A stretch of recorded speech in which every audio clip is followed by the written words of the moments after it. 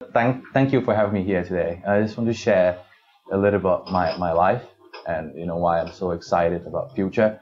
I'm coming from a scientist background, so I'm coming from kind of a technological perspective. Okay. I think this time is the most exciting time to be a scientist and to live at this time because as Virat say, we need an exponential solution, and a lot of the exponential technologies that did not have a lot of impact before are starting to have a measurable impact. AI, renewable energies and stuff. Right now, you talk a lot about energies. Solar power is the cheapest energy, period. And we are reaching peak coal demand already. So the demand will come down. So that is a more optimistic view, and that's how the technology is. Usually, the technology exceeds, and then the business follow, and the policymaker comes after. And then and I tell you something. Since 18, I realized what I wanted to do with my life. I was quite philosophical about it. I was born in a quite well-off family. I thought, what's the point of being born? Going to Buddhism, going to a lot of stuff. And I say, life's so boring. Just born and just wait to die. And you have to compete in good university, after compete to be rich. And I don't want to have any of that. So I was looking for something more spiritual. And I found it. I think I do get a lot of happiness when I see new technologies helping people. And I thought I want to spend the rest of my life help to work with technologies and commercialize it and empower people to see that the world is a really good place to be in. So I planned my career since 18, what department I would join, which company I would work for, and what I would do. So it's really important that everyone start to get, at Singularity University, we call it MTP, massive transformation purpose. What are you in the world for? What legacy you want to leave behind? And what will you want to wake up every day doing? Yes, and I found it since 18. So I was lucky. And I wasn't a good student before because I have no motivation. I don't normally share this, but I'll tell you anyway. When I went to high school at Bangkok Patana School, and I did really bad in exam. I couldn't join a single university. I need to do a foundation year. So effectively, I repeated a year. Oh. And then I was an underdog. And then I thought, hell with it, man. I'll give it my all for once in my life. And I start to believe in myself more because it's all started when I was really young. A teacher told me that you're so dumb. You will never be anything in your life. And I believed her. And so I was, going to school, waiting for, 2 p.m. So when I go home, and I lived my life like that. And suddenly, I joined a lot of, I read 7 Habits of Highly Effective People. I joined Landmark Forum, and I decided, let's try to do something exciting. Let's, we only have one life. Let's try. And then afterwards, everything accelerated. So, what you are before doesn't predict your future. So, because you guys are so young, so I want to make sure you don't make the same mistake and waste time, and now, I'm doing all the IQ tests and, and all the pre-pack, all the fingerprint and all that. I will get really high. Yes. But then, see, before a teacher told me this and I believed her and I didn't really fulfill my potential. But I tell you again, I'm not a professional speaker. I don't like to speak in public, but then I think it could be useful. So now I'm forcing myself to, even SUT, I don't like to speak. I'm not Elon Musk. Who am I to teach you guys what to do? Yeah. So, but anyhow, okay, I'll share with you why I'm so excited about the future. So, this is my background, right? I started after I did my foundation year. I went to join Manchester University. I work on biofuel cells. And I love Manchester United, by the way. So hopefully no one support Liverpool here, because I'm the officially Gong Chang, Liverpool, Gong Chang, Thailand. Liverpool. So any team against Liverpool, I cheer them. Okay, anyway, so what I did here was, human, when we create energy for ourselves, we just eat food, sugar, protein, and then we can create energy. The temperature doesn't have to be high, like 1,000 degrees. This one is only 37, so it's similar to human body temperature. So I'm trying to create a living electric generation system here using nanotubes and enzyme. Yes, and at that time, this is graphene. At that time, my professors at the physics department of Manchester, we were working on graphene, and he got Nobel Prize in 2010, I believe. So I was in his class, and it was really inspiring. And afterwards, I got scholarship to go to University of Tokyo, working on drug delivery. I was the only one who was doing bachelor degree, just graduated. Everyone else was PhD, first year, second year. So I was the youngest and a non-PhD student to be joining this. And afterwards, I got awarded. The professors come and ask me, it's like, we want you to stay. You're exceptional. Can you please? The reason I'm telling you this was so you can see, right? Someone who failed, and now I don't want to brag, but once you try, amazing thing happens. And I only say it because so many young people are here. If it's just all the senior board members are just like, yeah, I was here doing this. So I hope it could be some learning for you guys. So I designed this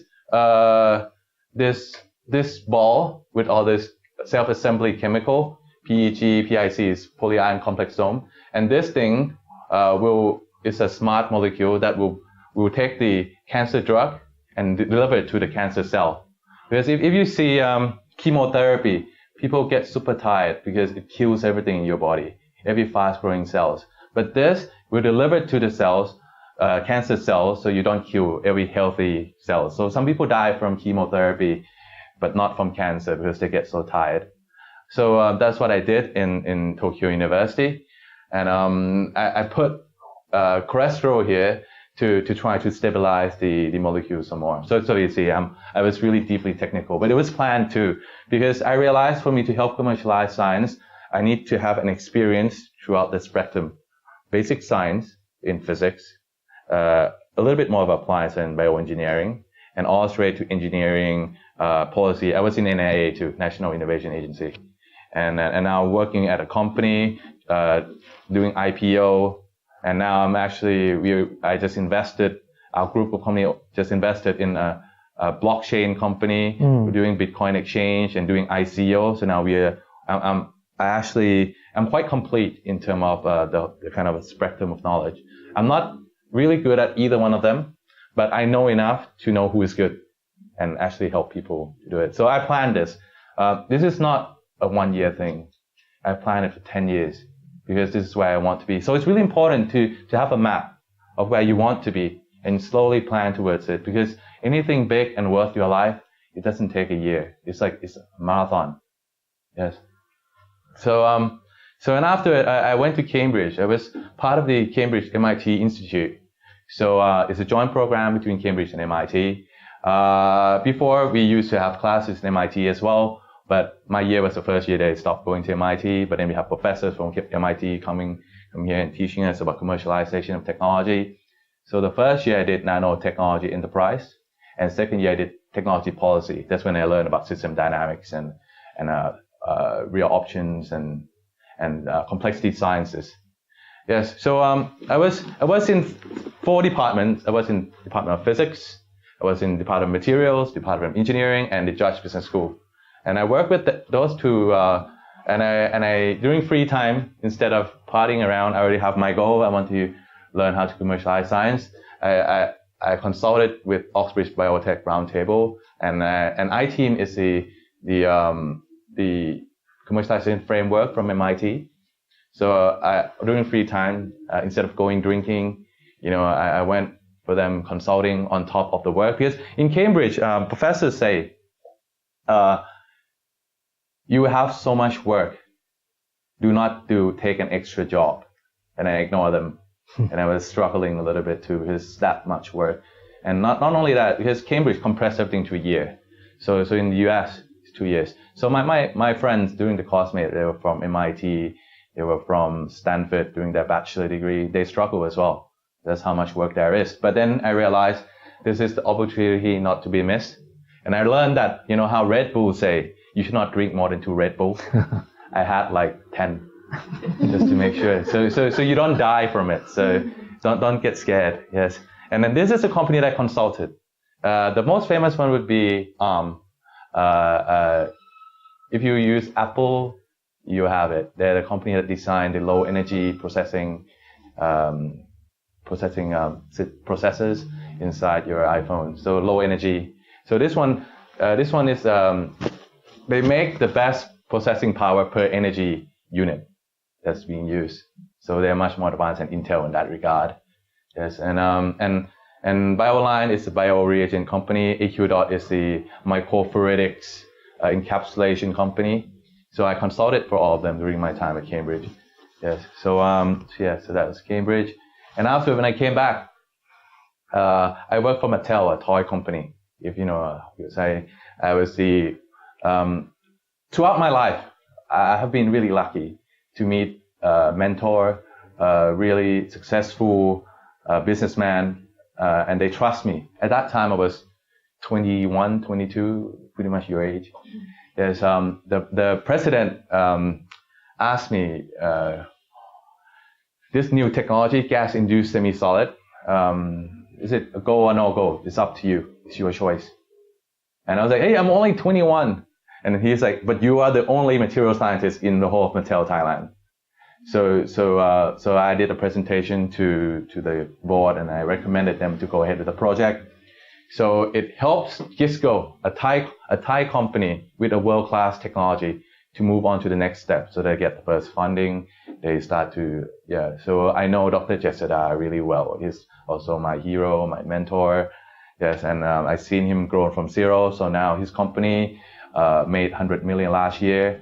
The profitability was 60 million, you know. Yeah, so what can you do? Yeah, apart from sell drugs, you know, I don't know how can you be that successful. So afterwards, I got into management training track of Procter & Gamble. There were 1,500 people applied. I was one of the 20. And in my batch, there were 7 gold medalists from Chula, from that. So we were quite good. And I graduated top of my class during Manchester as well. So, you know, we were one of the really smart people. And it's like one of the really smart batches of P&G. And we work like really well. You know, we have no ego. We don't need to be the best. We help each other. Even now, we still keep in touch after we all left. Yeah. Anyway, so when I was at Procter & Gamble, I worked on control charts. Yes. So how can you do predictive maintenance? How can you know your machine is about to fail? You know, coming into factory settings, usually you know something wrong with the machine when you start making out of spec materials. But now we use stats. Each machine will have its normal distribution. When you want to cut a thing 1 centimeter wide, sometimes you have a little bit longer, sometimes a little bit shorter. You cannot cut exactly 1 centimeter. And if you see that parameters, you can see the normal distribution. And once that normal distribution starts to change, that means something is influenced the system. But then you go look. So I self-taught myself statistic. I self-taught myself JMP, a statistic program.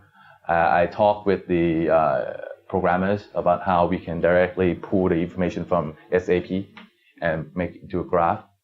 And so now, you know, I was the first to try to implement the predictive maintenance at Procter & Gamble. At that time, I was around 24. Yeah, so I led this. So I was there at night looking at the graph.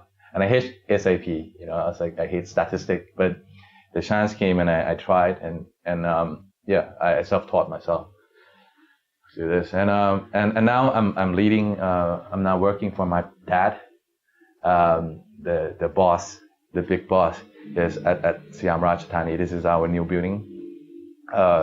We are quite diverse group. We have recycling, so we work with Procter & Gamble to try to recycle their shampoo waste and work with food manufacturers to make their waste and turn into fertilizers instead of going to landfill. We have company making polymer compound. We have a company making packaging, flexible packaging, shrink label, heat transfer. We have a hospital. 20 of my family members are medical doctors. And we also have an IT company, outsourcing an IT company. We supply drivers, we supply admin to companies. We have car leasing, car rental, we do gardening. And now we are working with a company in Ireland to form a digital transformation consulting with a proper framework of how to help company utilize the exponential digital revolution. We need a proper framework because I've been to a lot of digital transformation consulting. They do not have a proper framework in place. It's more like someone who work in IT company and think this is how it should be done and do it. So this is what I'm doing now. So now and this is me. This is part of now I'm also the chapter ambassador of Singularity University. I think after this slide I have explained what is Singularity University, but this is Kun Ko Chanon of Ananda, CEO of Ananda. He is the CEO of SCB that invests in startups.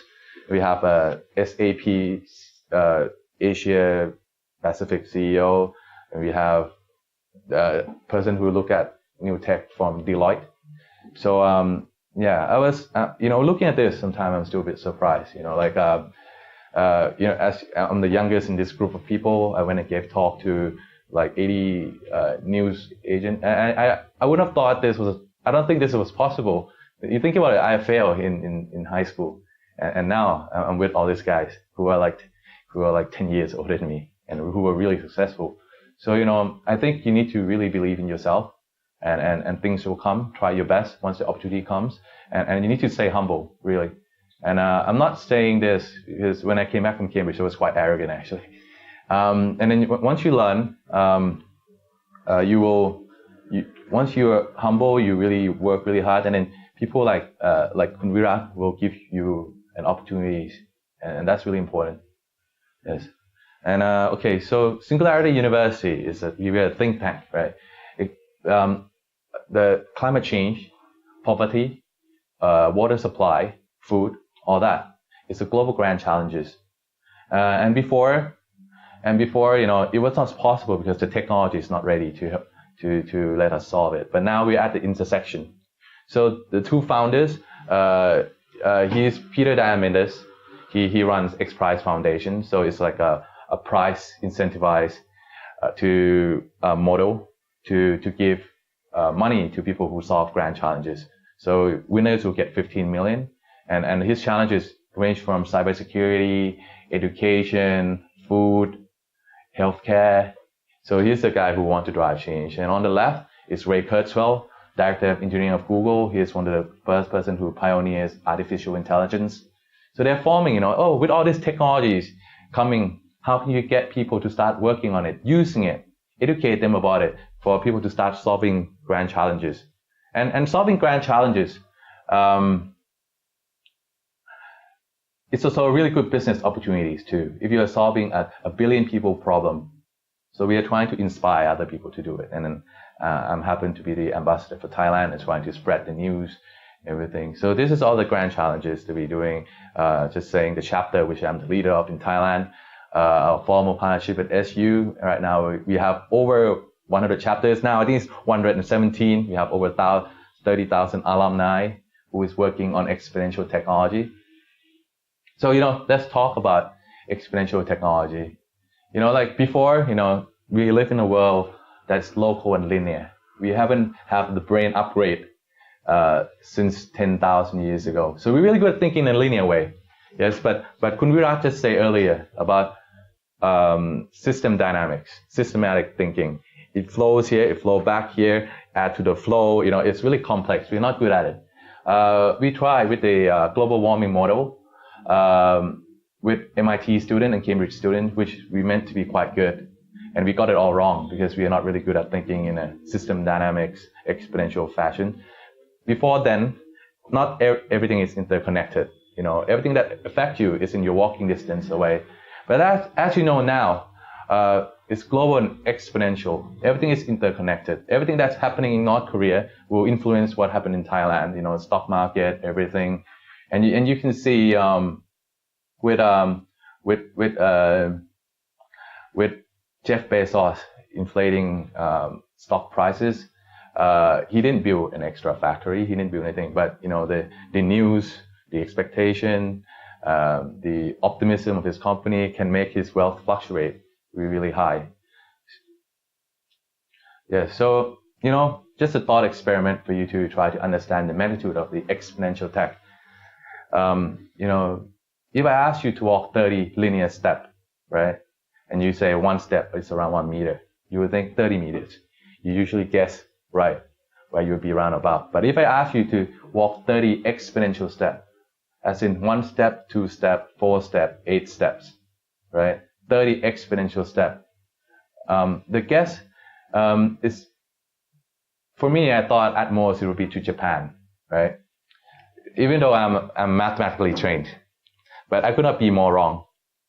Those 2 times incremental increases is the same as our processing computer performance double every year in transistors, and some of the exponential technologies, usually some of them increase much more than 2 times per year, and I will show you. So if you look at it, if it's 30 exponential step, you are 26 times around the Earth, right? As regard to 30 meters. So it's something that's really hard to imagine. That's why I'm so optimistic about this, because the new technologies that's emerging are doubling in performance or more every year. Yes. So as you can see, this is a little bit more like technology policy kind of thing.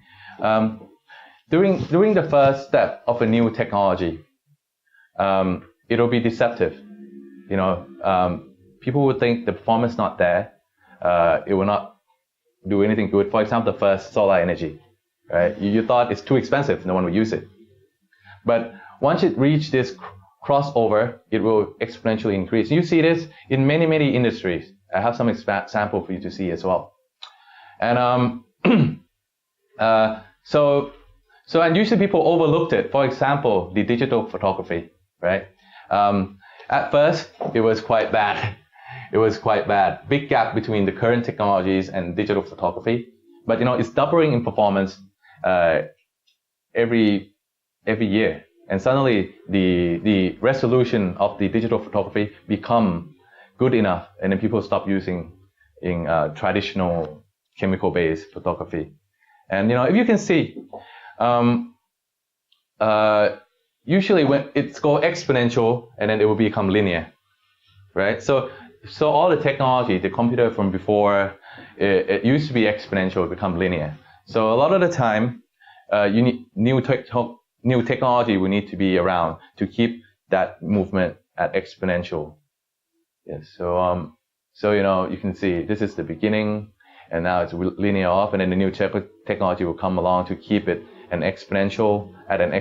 But this is it's more like a lot of S-curves stack up together. And right now there are more S-curve coming more than ever before. The technology being replaced by a new technology, it occurs all the time, right? We didn't move out of Stone Age because we ran out of stone, right? Because technology is improving and there's a better way to do things. So this is classic, right? Moore's law, double in performance of IC, integrated circuit, and computer power. You can see electromechanical, relay, vacuum tube transistor, and IC circuits. Those are different technologies, but they stack up against one another, so it's a serial S-curve. And with this, faster, cheaper computing power, you start to have new businesses. Network and sensors, AR, VR, AR, VR. Imagine, instead of processing an image just here, you have 360 degrees. And then with blockchain, you need a lot of computer power to break that cryptography. And even now, blockchain is improving all the time. I started to study blockchain deeper, like 2-3 months ago. And when I start to understand it, there's a new consensus algorithm distributed ledger called Hashgraph, which is work on a different method from blockchain, but much faster. So they can do, blockchain is slow transaction speed. But if you use Hashgraph, you can have 500,000 transactions per second.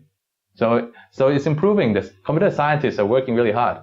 And sometimes I just want to tell you, hey, slow down a bit, I can't catch up. And AI too. Ray Kurzweil told me, I met him in LA. Google are making breakthrough in AI that they thought last week was not possible on a weekly basis. Really? Yes, Ray Kurzweil said it. So he wouldn't tell me what it is. I thought it's some secret Google is doing. So, with all this in mind, right? And now new materials are started to be designed by AI, not by scientists anymore. Right? I myself, I'm not just a speaker. I do work in those exponential tech. For example, invest in Bitcoin exchange and ICO company. And I also work on AI now, with Olympiad students who got gold medal, silver medals. So I was in first round Olympiad as well. I'm working with them too. So I can see those changes. So I'm coming from a technological perspective on this, and it's really optimistic, I can tell you. I don't think we would all die. I think we will solve it, but we need everyone to help. Yes. So and you can see this wind power energy cost is dropping down, and it's not dropping down. It's dropping down exponentially too. If you look at the axis, the y-axis is 1248. It's not linear, so it's dropping down really fast. So and it's a combination of material science, corrosion resistance, and offshore engineering that bring it down. And now you have a turbine that's like 50 meters long, catching the wind. And you can see it in solar energy. That's the graph you really like. 250,000 price decline. And you see this again, this is exponential.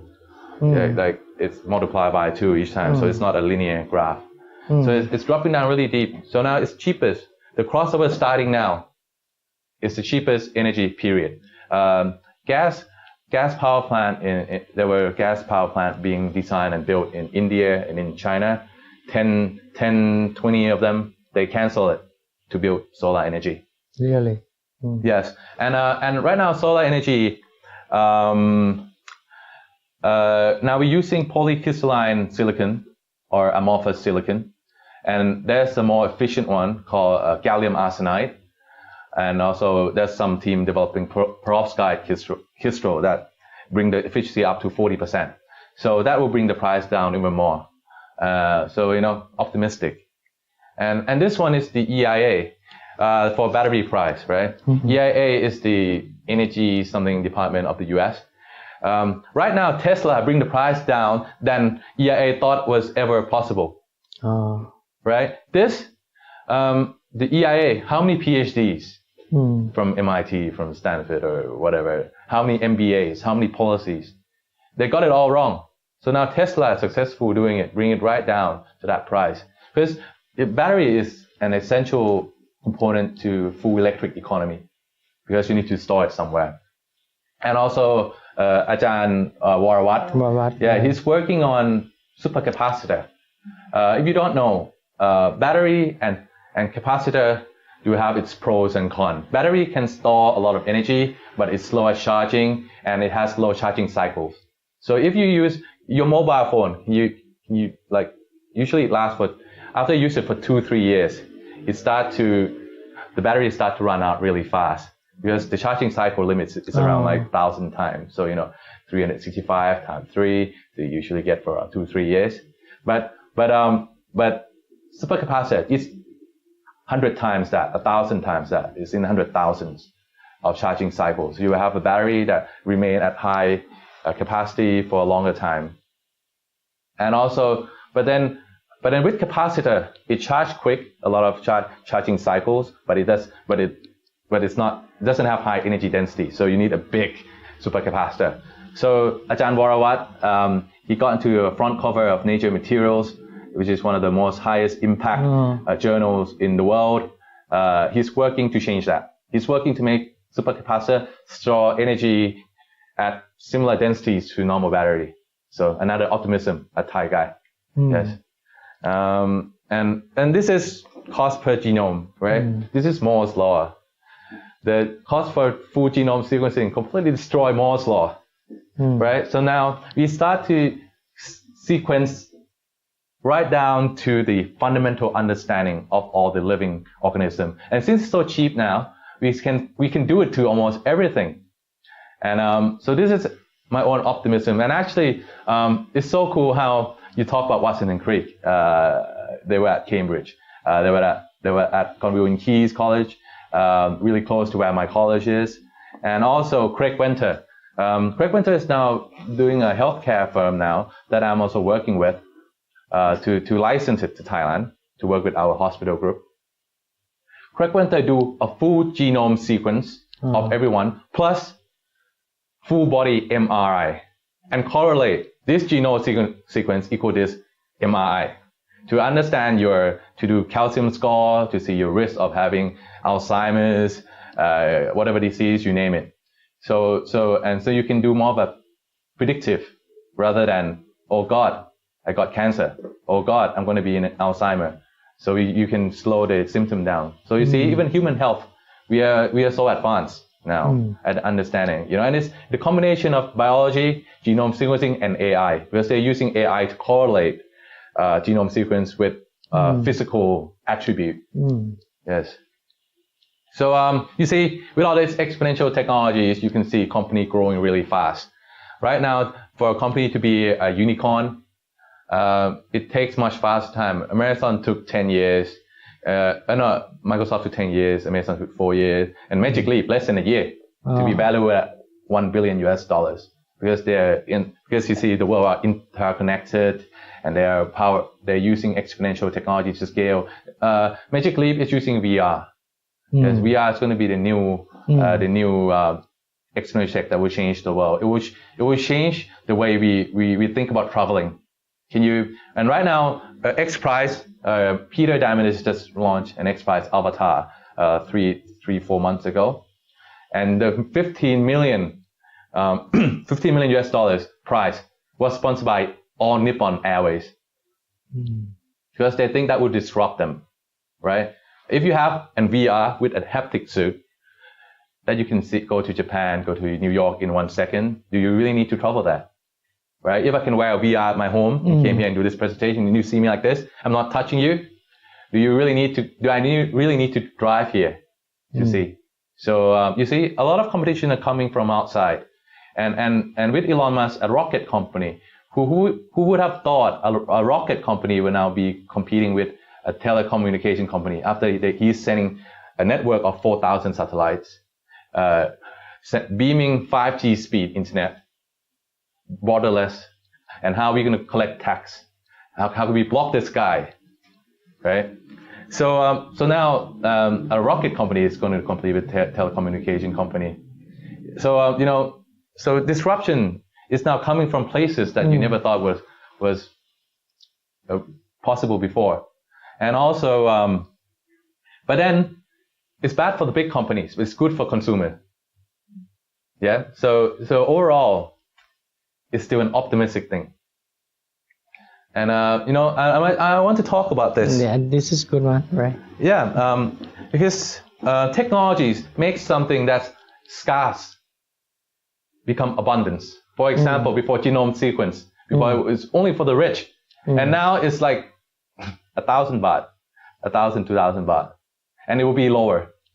They think Raymond Macaulay, who is a faculty at Singularity University, expecting it to be the same price as hamburger in 2 years' time.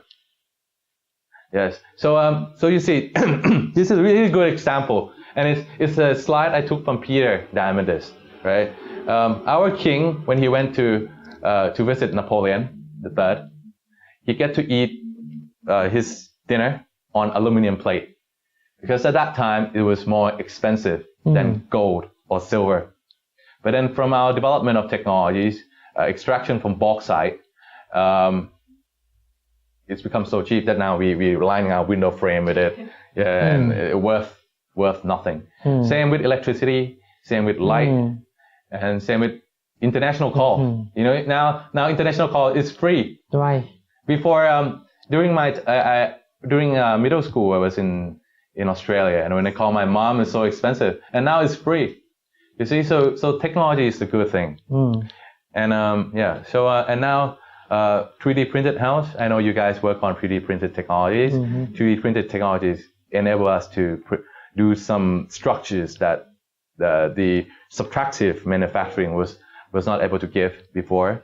And now right now we can print this house in one day at $10,000 and I expect it to be $4,000 per house in a year or two time. So you imagine when there's disaster, you need to build a house. That's how fast we can do it. You see, so it's bringing abundance and care. And this is also a team at Manchester University. Don't you think it's weird that we have drought when 3/4 of our surface area water is ocean? It's because we cannot find a good way to filter out the salt.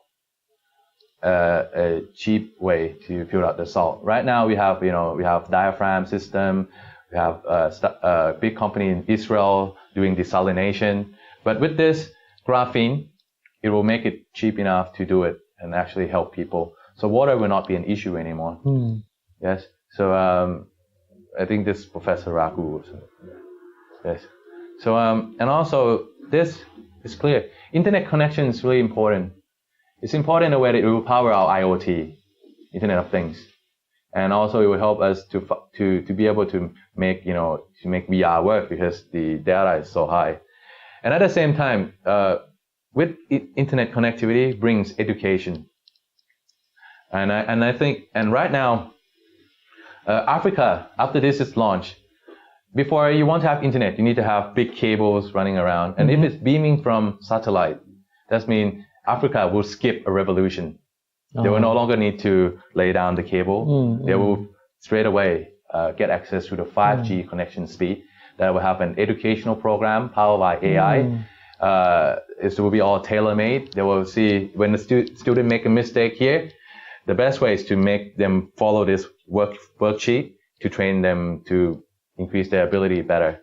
For example, for me, I take quite long to understand things in the beginning because, for example, when I did physics, I need to be able to derive all the equations. So I fully understood it. And if I don't do that, I don't have the confidence to just accept it as the way it is. So for me, I am a slow learner. But once I crack through that, I truly understand how things work. And I usually can do the most difficult question in a year group. Yeah, and then you get prize for it. Yeah, so at first it would seem that I'm a bad student, but then the AI can help solve all that. Yes. Anyhow, so this is one of the X Prize to send a tablet with an AI enhanced educational program to Africa, so you could teach them to be literate. So so we're gonna get the African continent involved, right? Some of them will be physicists, some of them will be physicians, some of them will be biologists, and they will contribute to a better place and to solve grand challenges. So I'm really optimistic, right? I'm super optimistic. And you see, it's just another example of how technologies are making the world a much better place. All this in one phone. Right. Yes, dematerialization. Yes, and and you see this, right? Before we don't have the technology to actually share stuff. Right now you have Uber where you can share rides. Right? Why have a car that you just use it for 8% of the time and the rest of the time parking? Why you have a house that you have 3 houses and the other 2 you hardly use? You can rent it on to Airbnb for a lower price. Yes. So and why and personal finance. This is what I like the most. Peer-to-peer lending. They're using AI to analyze your consumer your spending system, so you can have access to loan that before banks, without a company, without a security, you cannot loan money to fund whatever you need. So now you're having all this companies trying to make something with this much barrier and lower the barrier so people can have access to finance. And blockchain is one of the way that we can make to make people financial inclusive, because you can do micro payment, nano payment with it. I can send 2 baht to Africa for free. Before 2 baht, the bank would charge me 1,000 baht, right? So now the banks are really scared. So you have a lot of new opportunity arises, and I don't know if I have a lot of time, but I will try. Please take your time. Yeah. So Airbnb, right? It's just come, right? It's just 5 years, right? And now it's getting disrupted by blockchain. Airbnb gained its money from commissions from, I think, and blockchain is saying we will do zero commission using blockchain technology, and this is it. And looking to book the perfect hotel for a night stay? Well, guess what? A big sum of your payment goes directly to the middleman after you process the payment online or in person. That's right. When you spend $100 for a hotel room, $3 goes to the credit card company, between $15 and $20 to the booking site, another $1 to the management software that synchronizes the booking calendar, and finally, the remaining $81 to the hotel or the property owner. This means a whopping 20% of your funds go to the middlemen who add little value beyond the original purchase. Why give away 20% of your personal funds to middlemen and commissions and get charged hefty fees for absolutely no reason?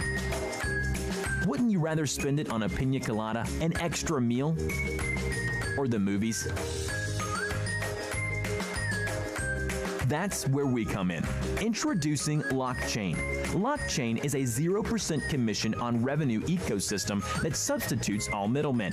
Through blockchain technology, we provide an instant, safe, and advanced engine for managing bookings, payments, availability management, and all the other processes involved.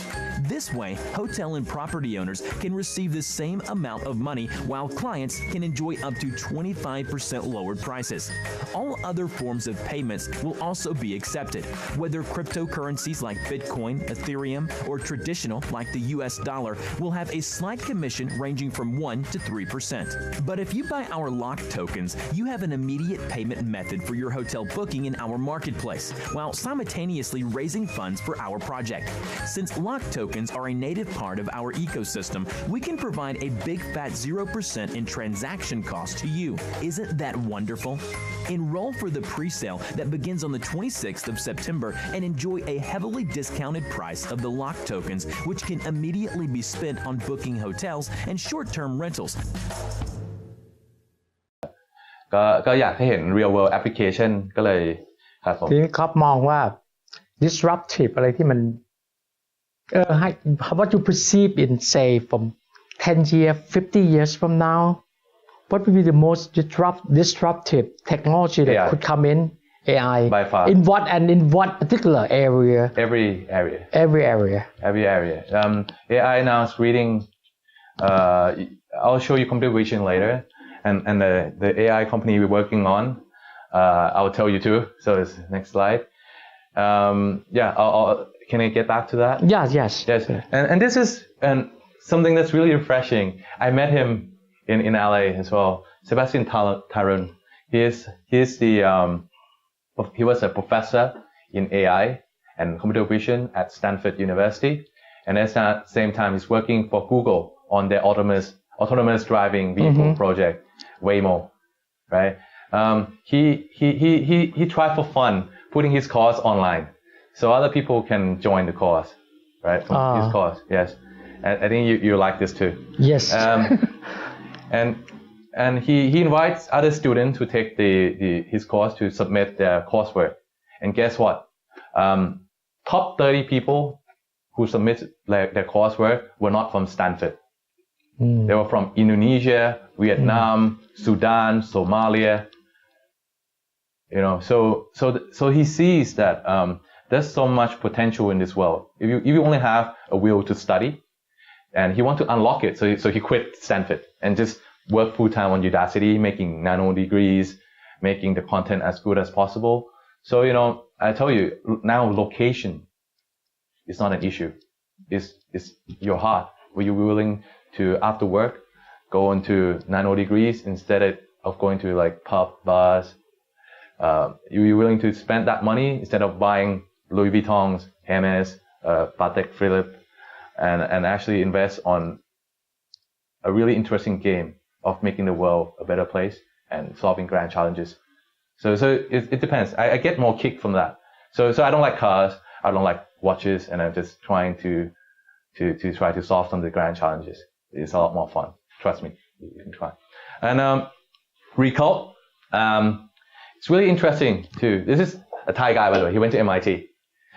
He's using satellite image with machine learning on the weather patterns and the historical data on the output of crops in that area to give a farmer a lower loan rate from the banks, right? Because right now, the risk premium in a good area, in a bad area, they pay similarly high risk premium. But if you are in an area where you have low risk, why not have lower interest rate on your loan? So they're working on that. Really interesting. Really cool technology. But I still don't know the result, whether it really works or not. They're still new. But at least it's using exponential technology to make the fund more accessible. And also, you know, drones are now saving people's time. And this one is drone that's used to fly over solar panel and see which solar panel is defective. And you don't need to use a visible light. You can use UV, IR, you know, depends. And you see a lot of different patterns from that.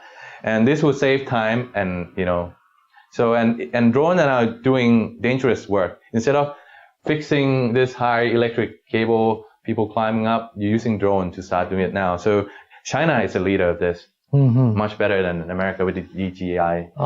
Yes. And you know, like this robotics improving really, really fast. 4 or 5 years ago, there's this really dumb robots, right? Is it Spot Mini or Spot something from Boston Dynamics? And when you see, I think I'll show you the video now. You see this? Now it's that. So the movement, the mechatronic is improving really fast. You look at that. The move.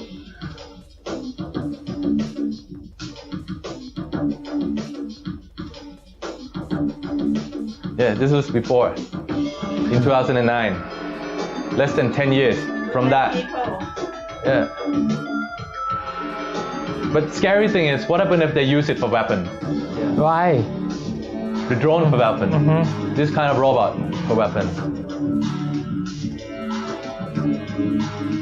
That's why a lot of companies now are now trying to get a treaty being signed that do not use AI and robot as a weapon. See, this now is a little bit better. It's a little bit better, but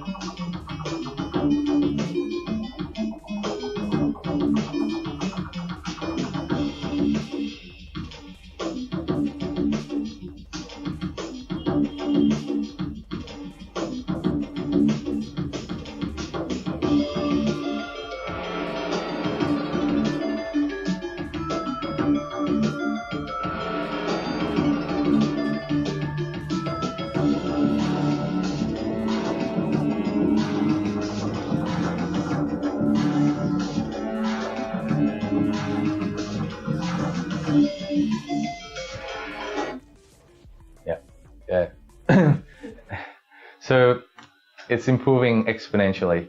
And there was one video that you can open doors as well. You know, if it has guns, you know, and running, chasing after you with AI. And there'll be one video with computer vision at the speed that this thing recognizes objects. And now I also know of a company called TrueFace that can use image to analyze who you are. Once you teach it, this is the target. This thing is quite pinpoint. and it can have, anyway, yes, it's scary. So this one is just telling you that, a lot of companies now are now using machine learning to analyze that this DNA equal this DNA equals smart person, this DNA equals someone who's going to die of cancer. So now they're using AI. So I'm saying a lot of new technologies, exponential technologies are complementing one another to make a really fast impact. Yes, and this one, CRISPR-Cas9 is a protein found in bacteria. It's naturally used to defend itself against virus attack. When a virus attack, they put a DNA in, and DNA start to ruin the function of bacteria. So bacteria have this protein with a guide RNA. Guide RNA will make sure it recognizes that bad DNA and destroy it. So it's really specific. The same chemical in bacteria used to defend itself to eliminate HIV in white blood cells. So when white blood cells there, virus infected it, inserting a part of its genome sequence onto the white blood cell DNA, and start to make white blood cell reproduce more of the virus. We can get CRISPR-Cas9 in to find where that location is and cut it off.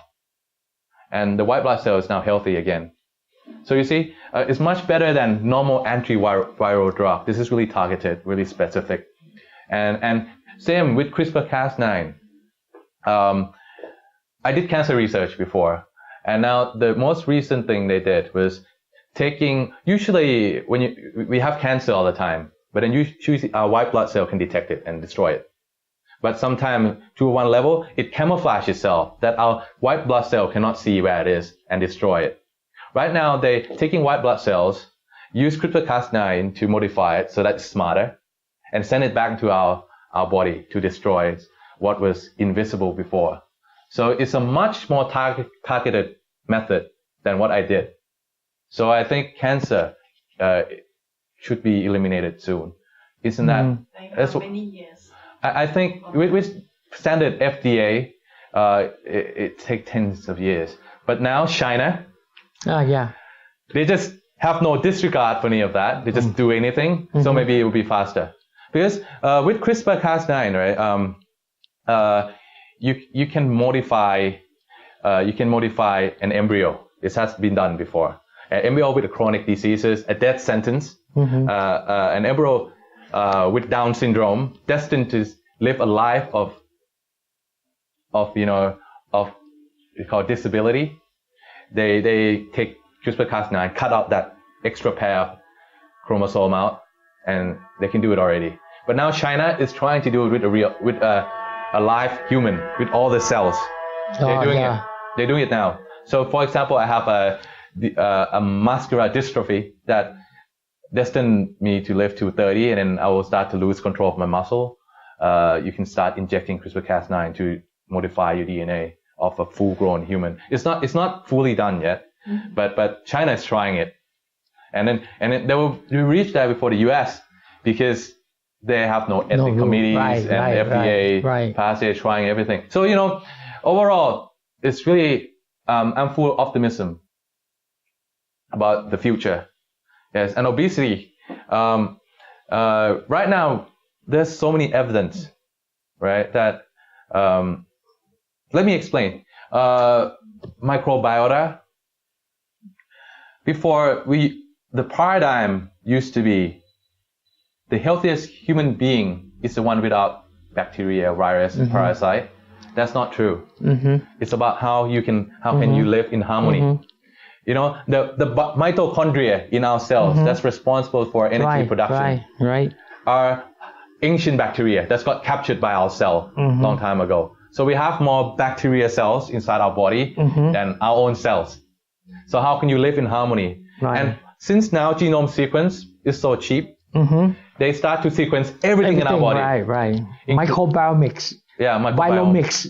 Epigenomics. Yes. Right. Yeah. So and epigenomics, we realize that an existence of some bacteria help to express some genes more and silence some gene as well. So it's not just only us; it's us and the bacteria. And our scientists are working on it. And they put They put guts bacteria from fat mice to thin mice. They got fatter, and the other way around too.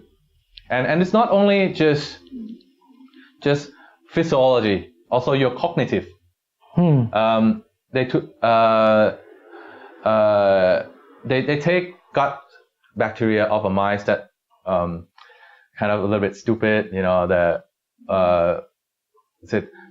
obsessive compulsive disorder, and they put it in a normal mice. It starts to exhibit that, and so it's cognitive too.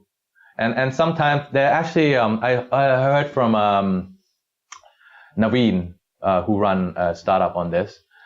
He said that people think when you eat sweet stuff, you start to have sweet tooth because your habits start to say you want to eat sweet stuff.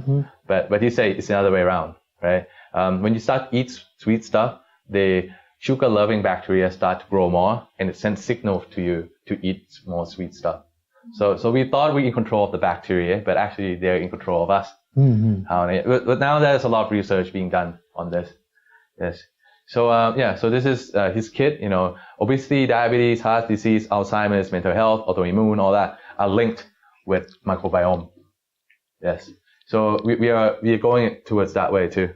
Yes. And also you said talk about this before, the lab grown meat. This is all the companies that are working on cellular agriculture. This one is working on egg whites. This one fish. Recently, we got Chojin Meat Project to come to Thailand last week. So instead of having to graze the land, use antibiotics, use so much water, you put in a reactor and you save everything down by over 90%.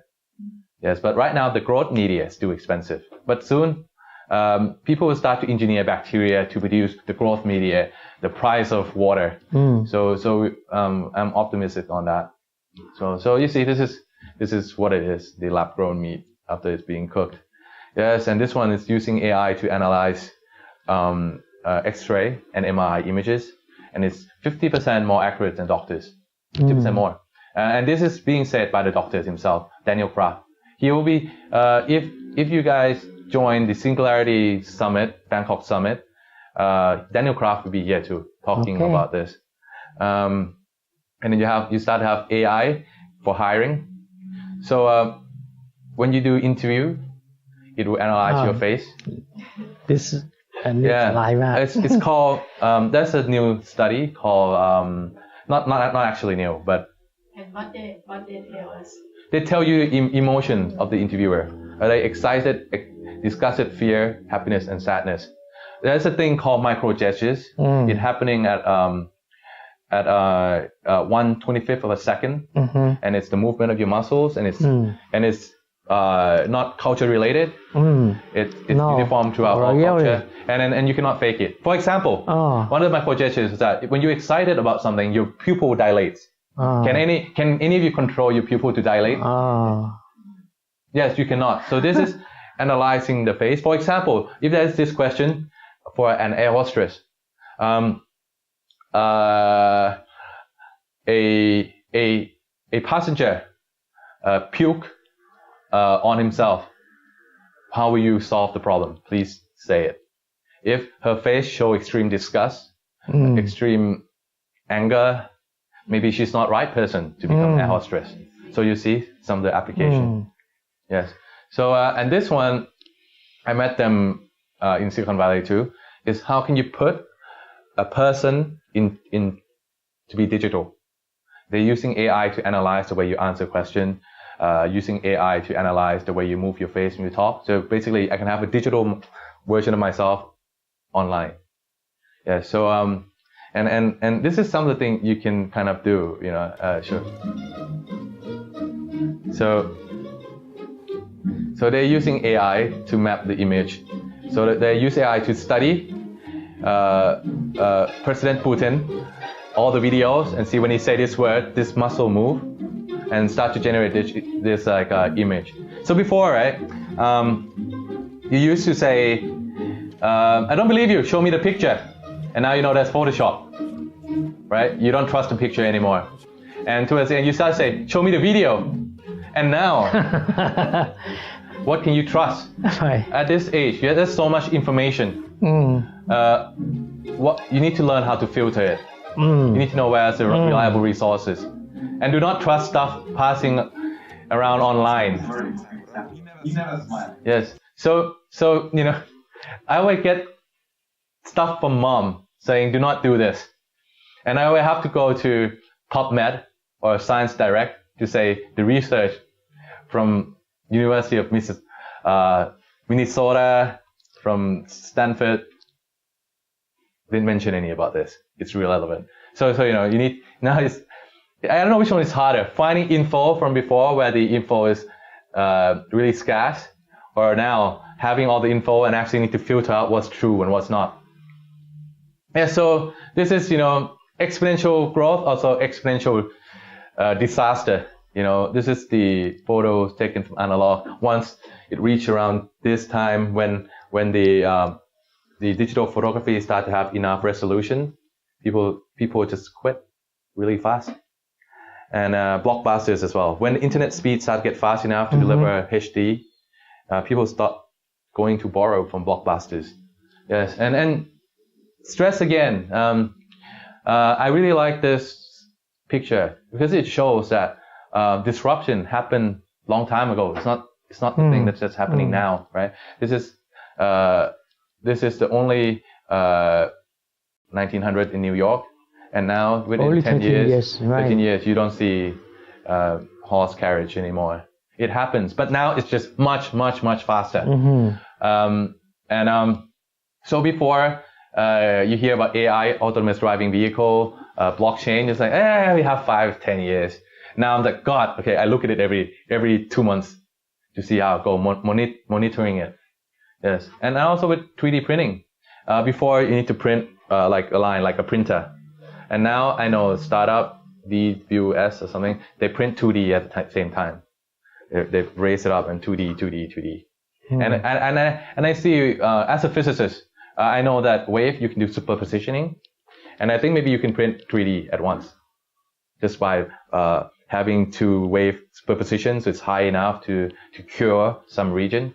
So maybe that'll be faster than current die casting or plastic injection. But yeah, you can kind of see. So and this right now, this is a website of a bank in America, and this is all the startup using blockchain AI technologies to try to take shares of the banks.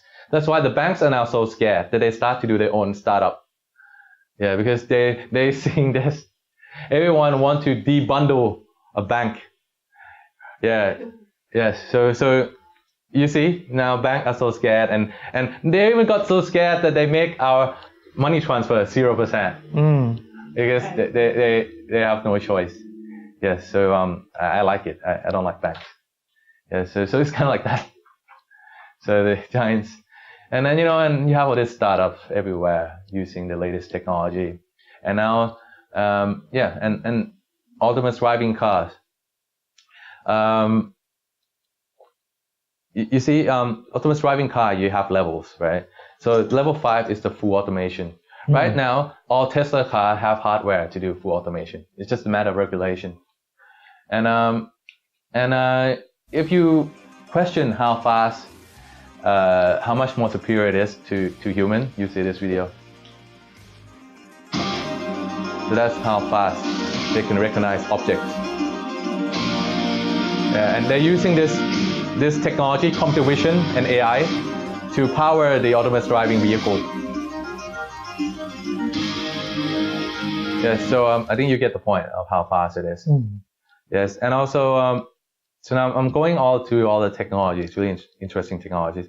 If this is one of the really interesting, because Hyperloop would be faster than aeroplane.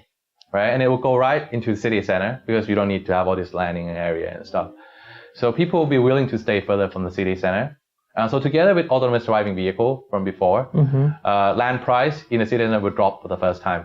And I share this thought with Kun Go Chanon too. So Kun Go Chanon will no longer put his emphasis to buy land next to the BTS station. And once there's autonomous driving car, the traffic will be less.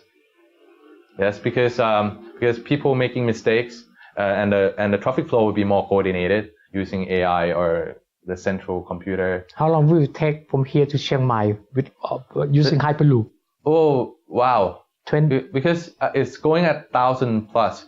So it'll be 40 minutes.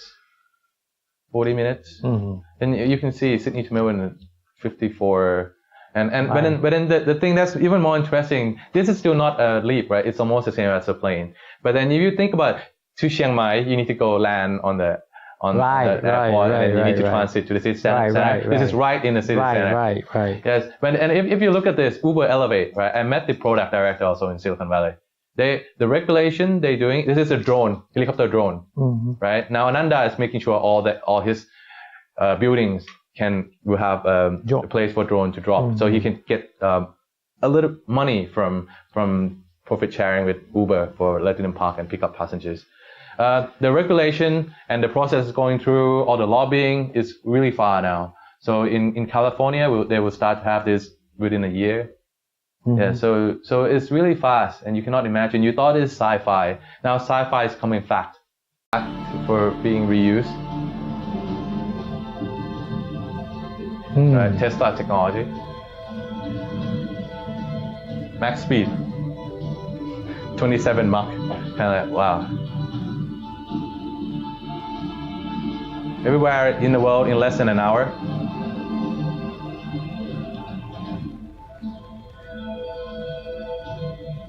Yeah.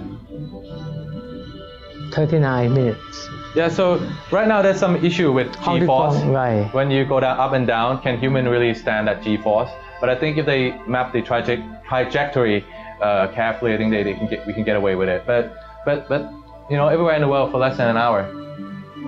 So and people are working on this, and the technology now is with increased AI ability, processing power, and also this. It's a company set up by Peter. He's sending droid to mine in asteroids. So right now we're using a lot of rare metals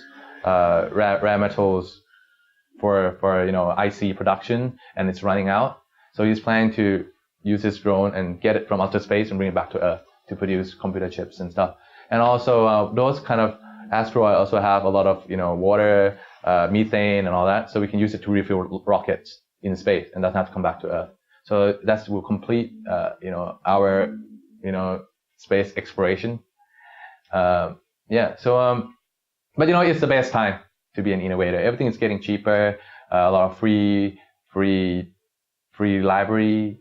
TensorFlow, they have free AI library. You start to have, instead of having a server, you can rent it using Amazon Web Service. You don't need to own your own server. Mm-hmm. So the barrier is getting a lot less. And also in manufacturing, this is before in 2005 million to do startup. Now it's 5K, and probably even less now because this thing is exponential. This is startup that help restaurant to have the full stack of digital transformation, and they charge a small percentage of revenue. So a lot of technology is now making it accessible to poorer people who wouldn't have access to technology before. 3D printing, instead of having a mold, you can just print it out. And now, as Dr. Bunrat said that right now 3D metal printing, you can get 99% integrity of conventional. You know him? I know him, yeah. Oh, okay. Caltech, yes, I know him. Oh, okay. Yes, and also management. There's also many kind of management to help us to manage the fast change. Yeah, so it's also in business too. And you see, fun. Right now, if you have good project, you can do crowdsourcing. And crowdsourcing right now, there's just a project, right, that raised 6 million, then they ran away, no product, right? But in future, if it's just blockchain,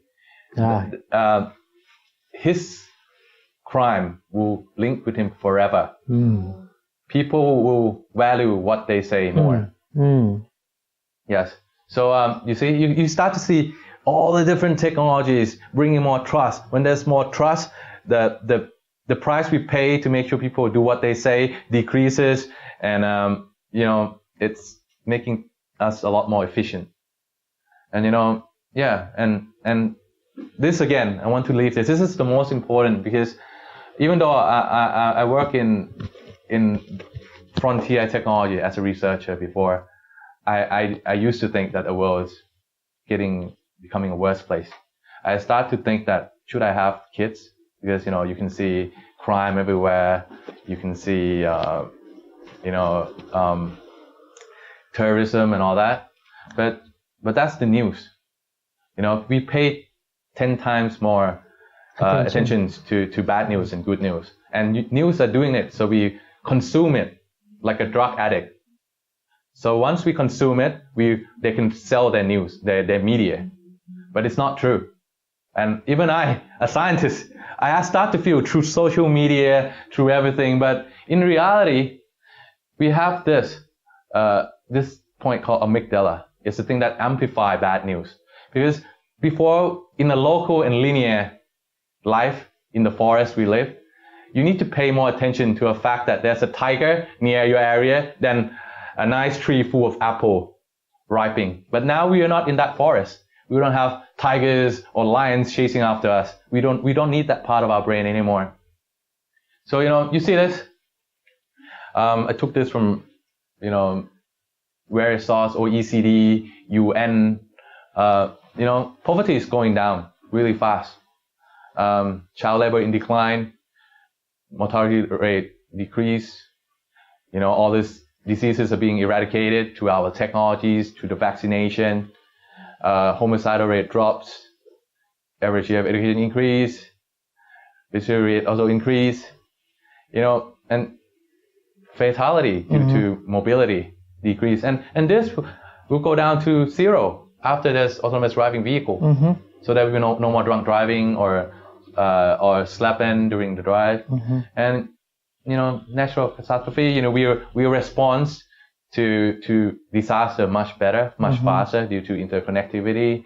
War is decreasing, life expectancy increase. I think I provide enough evidence that we are in a much, much better place than before. And with the exponential technologies coming on board, and the technology is making more people become inclusive of the technology. Before, I do feel that a lot of technologies are made accessible only to big companies. And now it's becoming dematerialized, demonetized, and it become more accessible to everyone. So it's up to your imagination now. A lot of innovation now are frugal, are made to be cheaper and more accessible. Yeah, so I think before the technology make the gap between the rich and the poor increase, but now there are more technologies to bridge that gap. Yes, but then again, I also think that Amazon and Google, being so much more advanced technologically than everyone else, they will dominate the world, just the two of them. And but we need to see on that. Yes. So it is just how this slide is designed to talk to academia. To see how me as like ex-academia and now capitalist, how we can work together. Just telling them what I did during the time at Cambridge. All this are what we do, and it's basic really. It's the devil is in the details. Everybody knows.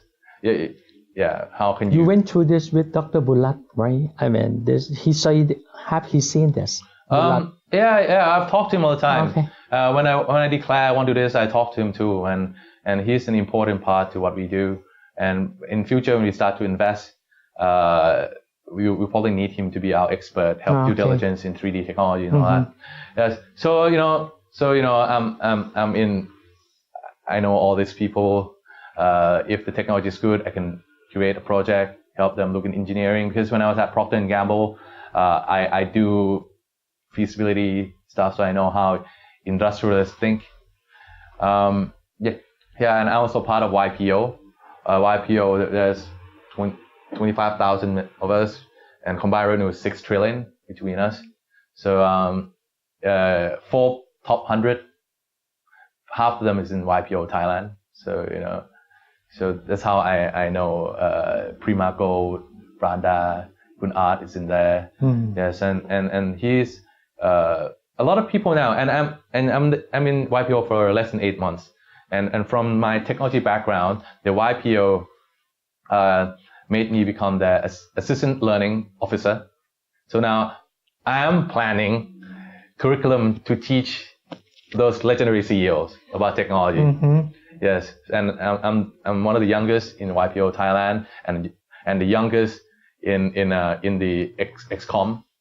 Yeah, so I have access to all these people, and they believe in technologies. They start to care more, and so it's really an exciting time for Thai scientists. And like again, I talk about MTP a lot, right?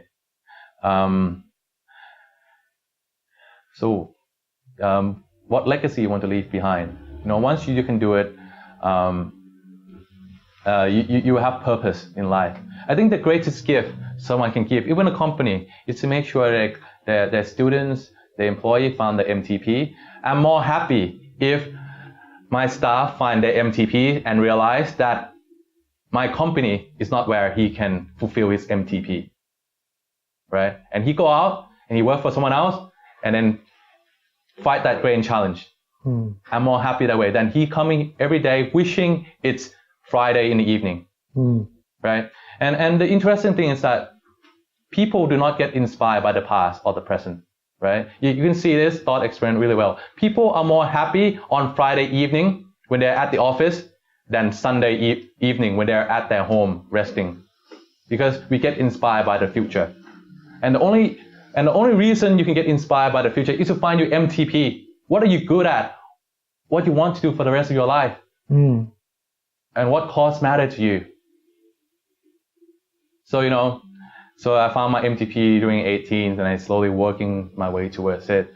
I could fail, but I would be more sad when I'm 80 and realize I have all these goals, but I didn't fulfill them, didn't try. And and this is the concept. Once you find MTP, think about moonshot. Moonshot is 10x, not 10%. The reason I talk about moonshot is that, for example, if you design a really cool product, right, and you just think about 10%, you will join SME TTAC, and hopefully people will see your shows and buy, right? But you think about 10x, you will go to Kickstarter, Indiegogo, start to apply to all the startup incubator in Stanford, in Oxford, in MIT, whatever, and try to sell to the world. Much bigger tool at your disposal. And look, I've been involved in so many business. I actually created a company that failed within 2 years too. I'm not an overly optimist and thinking you will get 10x, but reality will turn man lung ma. Maybe you will get 40%, 50%, but at least you start with all that tools available. So I challenge you to find your own moonshot. I challenge you to find MTP and have the moonshot that matters in your life. And you're here with Kun Virat, who's so super supportive, who's willing to send you across the world at the top business school, and do not expect you or make it obligate you to come back and work for him only for the rest of your life. So you're in a really good hands. So so I want to tell you a few of my moonshots, right?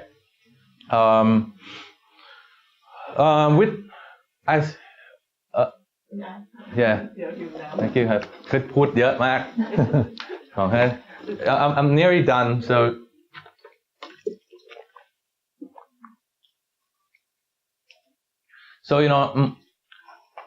we can sense cancer from breath. And we use AI to process the signal. So in future, we can have one of those machines in everybody's house, and we can help you look at your health. Cancer, diabetes, cystic fibrosis. There's so many biomarker from your breath that we can tell what disease you are having. So you will find yourself with cancer level 1 rather than level 3 and have 5 months to live.